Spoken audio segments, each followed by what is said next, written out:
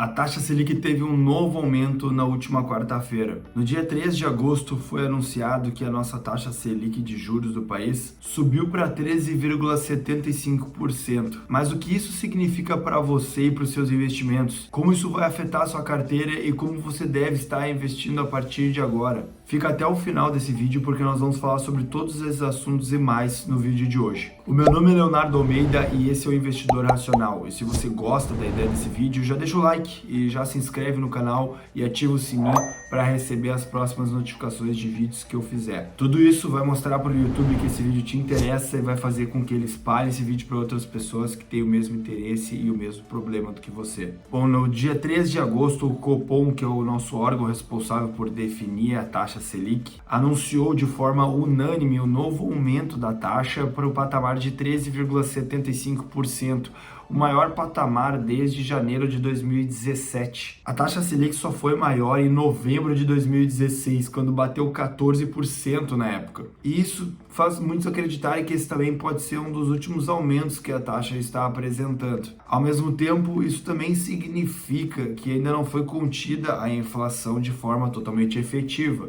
E o que na verdade a gente pode notar é que houve somente uma diminuição do ritmo do aumento da taxa Selic e da taxa da inflação, o IPCA. Mas ainda não houve uma finalização desse processo, ou seja, ainda há aumento, porém só diminuiu o ritmo desse aumento. Mas para a gente entender esses fatores e eu não ficar falando um monte de coisa que você não deve estar entendendo nada, eu vou explicar alguns conceitos nesse vídeo. Como, por exemplo, como é que essa taxa Selic afeta você e a economia de forma geral. Bom, a taxa Selic, sendo a nossa taxa básica de juros, é a nossa taxa que acaba regulando o crédito. E simplesmente por acabar regulando o crédito, acaba também ditando todo o ritmo da nossa economia. Eu já fiz um vídeo completo falando sobre esse assunto nesse card aqui e você pode clicar para dar uma olhada. Mas, resumidamente, quanto maior é a taxa Selic, que é a nossa taxa de juros, mais caro fica para as pessoas retirarem o crédito, ou seja, empréstimos, porque as taxas de juros cobradas ficam maiores e dessa forma as pessoas têm menos incentivo para tirar dinheiro,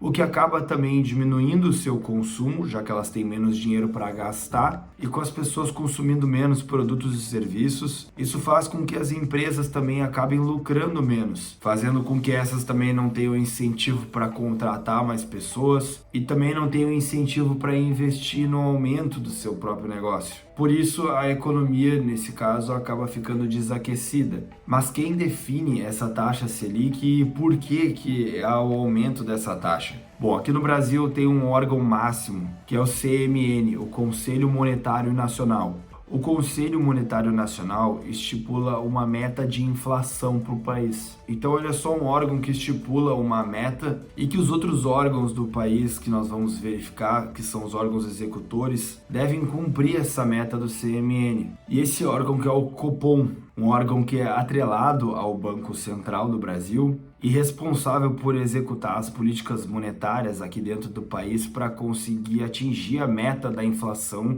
estipulada pelo CMN. Assim, o Copom define a meta da taxa Selic de juros, que no nosso cenário atual tem o intuito de alcançar a redução da inflação. Essa inflação que nós estamos vivendo hoje, que você deve estar experienciando também um aumento dos preços generalizados dos produtos e serviços, é causado principalmente pelo período de pandemia que nós sofremos recentemente. Esse período que foi caracterizado por uma grande injeção de dinheiro por parte do governo dentro da economia e que faz com que, tendo muito dinheiro injetado na economia e ao mesmo tempo uma manutenção da quantidade de produção de riqueza dentro do país, faz com que, pela maior quantidade de moeda em circulação e a mesma quantidade de bens e serviços, a moeda acabe se desvalorizando, pois é cobrado mais reais pela mesma quantidade de produtos e bens, ou seja, inflação.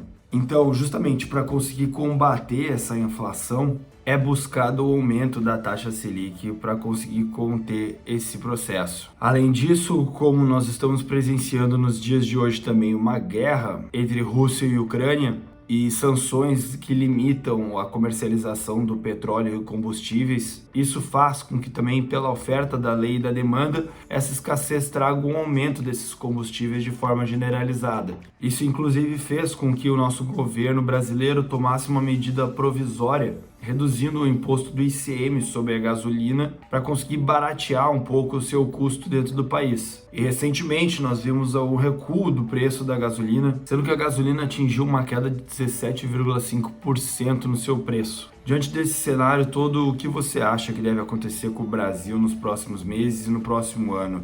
Você acha que as coisas devem melhorar, ou que devem piorar, ou continuar na mesma? Deixa aqui nos comentários que a gente pode criar uma discussão sobre esse assunto. Mas e como tudo isso pode afetar você e os seus investimentos? Bom, uma taxa Selic alta, como eu te falei, faz com que as empresas lucrem menos por causa da redução do consumo. Isso, consequentemente, vai afetar os investimentos em bolsa de valores. E por isso nós vimos durante um bom período o preço das ações no geral caindo. Isso, na verdade, fazendo com que essa fosse uma boa oportunidade de compra dessas ações. Para quem tem dinheiro em caixa, ou seja, um dinheiro reservado para conseguir aproveitar oportunidades, esse poderia sim ser um bom momento para comprar empresas da bolsa a preços descontados. Da mesma forma que a renda fixa também apresenta uma rentabilidade maior pelo aumento dessa taxa Selic, já que grande parte dos títulos é ou atrelado à taxa Selic ou atrelado à inflação. De qualquer forma, como os dois estão muito altos, você pode ver uma rentabilidade interessante na renda fixa hoje também. As criptomoedas também estão em queda, você consegue ver o Bitcoin hoje muito mais barato do que já foi, além de que a Bolsa dos Estados Unidos também acabou desabando por causa do aumento da inflação lá fora. Resumindo, nós temos diversas oportunidades por aí e vale para você ver o que é mais interessante para você. Mas a minha dica é de você praticar uma diversificação bem saudável da sua carteira. Ou seja, nunca se exponha demais a somente um dos ativos, mas sim busque equilibrar os seus investimentos de forma que você consiga aproveitar essa alta rentabilidade da renda fixa, que é uma renda mais segura, ao mesmo tempo que você consiga também se beneficiar desses patamares reduzidos dos preços das ações, tanto no Brasil quanto nos Estados Unidos, porque no longo prazo isso com certeza vai te trazer grandes benefícios. E como eu sempre falei nesse canal, nós precisamos ter uma projeção de longo prazo para os nossos investimentos. Assim como no momento que nós estamos passando e que já vimos pela nossa história, normalmente as pessoas que acabaram investindo na crise acabaram tendo bons retornos no futuro, pois no final as coisas sempre acabam voltando ao normal, ou pelo menos ficando melhores do que estavam antes. Quando os mercados estão pessimistas, é justamente nesse momento que nós devemos procurar boas oportunidades de investimento. E eu posso te garantir que há algumas delas por aí. Bom, pelo vídeo de hoje é isso, eu espero que você tenha gostado e que eu tenha te ajudado. Deixa um comentário me dizendo o que você pensa sobre tudo isso que eu falei. E não se esquece de deixar o like, se inscrever no canal e ativar o sininho para receber as próximas notificações. O meu nome é Leonardo Almeida e esse é o Investidor Racional. Nos vemos no próximo vídeo.